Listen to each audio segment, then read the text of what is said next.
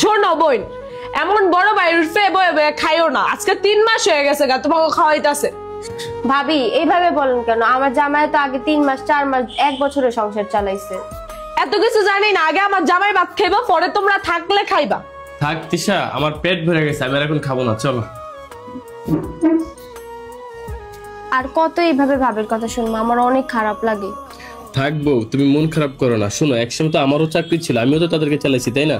চলো আমরা গাড়ি বস্তা বাহিনীতে আমরা চলে যাই। এখানে থাইকা তোমার আমি কারো কথা শুনতে দিব না, এগুলো শুনে আমার খুব কষ্ট পাই।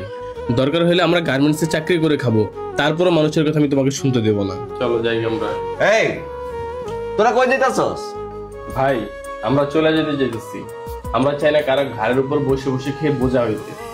যাও যাও, আর কতদিন খাইবা? এতদিন তো বয়ে বয়ে খাইছই।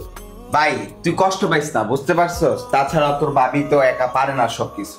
আমার যতটুকু ইনকাম হয় আমি অতটুকু। আমি তো সব কাজ করি, ভাবি পারে নাকি? একটু চাপা কম মারেন, আমরা যাইগা। আচ্ছা চলে যা। দেখছো কোনো দাম নাই আমাদের। এই স্বার্থের পৃথিবীতে কেউ তোমার আপন নয়। যাদেরকে দেখছো সব স্বার্থবান। স্বার্থ ফুরিয়ে গেলে তোমাকে আগের মতো ভালোবাসবে না, সবাই তোমাকে স্বার্থের কারণে ভালোবাসবে।